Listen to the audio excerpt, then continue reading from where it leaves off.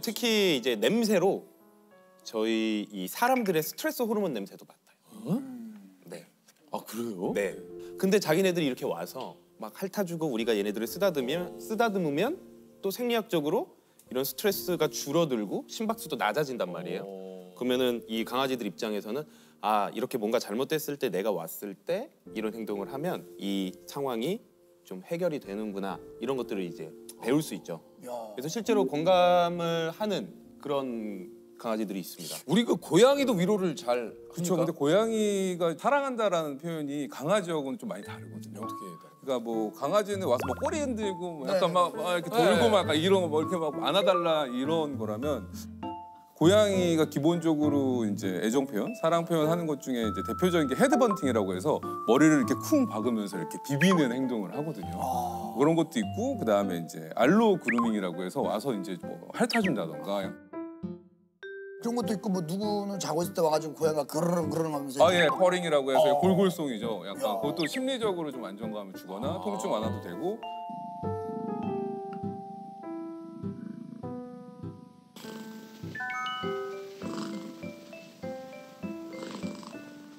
고양이 대표적인 게 이제 슬로우 블링킹이라고 해가지고 눈을 이렇게 좀 천천히 감았다 뜨는 것도 되게 사랑 표현 같은. 아 그것도 이제 사랑 표현이에요. 뭔지 알아 뭔지 알아. 예.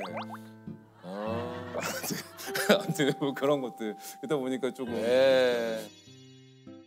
아니 그 저 이제 고양이나 강아지 양육할 때의 어떤 그 신경 쓸 것에 대해서 좀 얘기해 주실 게 있습니까? 저는 항상 얘기하는 게 고양이는 이제 영역 동물이고 집에서만 생활하다 보니까 집안이 그들에게는 이제 세상이고 그럼 그 세상을 어떻게 줄 거냐, 어떻게 만들어 줄 거냐는 이제 오로치 이제 보호자님들의 몫이고 캣타워라던가 뭐 숨숨집, 뭐 스크래처 기본적인 것부터 해서 좀 그런 것들을 풍부하게 해주는 게 이제 보호자님들이 꼭 신경 써줘야 되는 부분들이긴 하죠. 산책은 안 하고요. 산책은 절대 안 해요. 뭐 외국 같은 경우는 뭐 산책량, 뭐 외출량 아니면은 뭐 산타는 애들도 있거든요.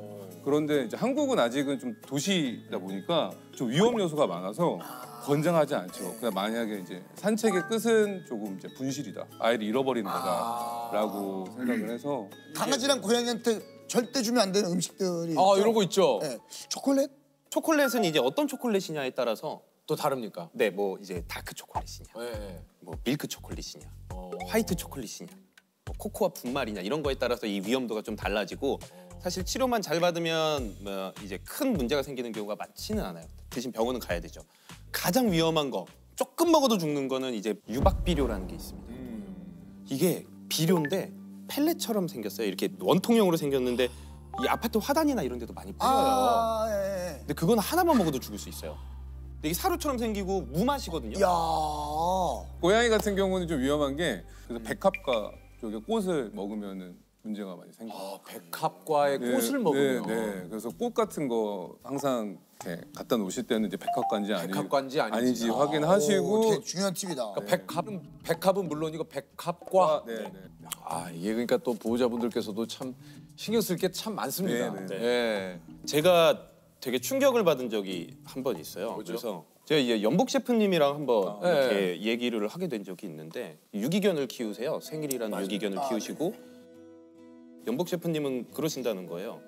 내가 만약에 술 약속이 뭐가 약속이 생기면 난 두 가지 중에 하나를 선택한다. 약속을 안 가고 생일이를 산책시킬 것인가. 약속을 갔다 와서 늦어도 생일이를 산책시킬 것인가. 그러니까 이걸 딱 듣는 순간 저는 어떤 생각을 했냐면 반려견을 키우려면 내 인생에서 제 3순위 안엔 정도 들어야 돼. 그렇죠. 그래야지 서로 행복해질 수 있다는 생각을 했어요. 저보다 바쁘신 분이거든요.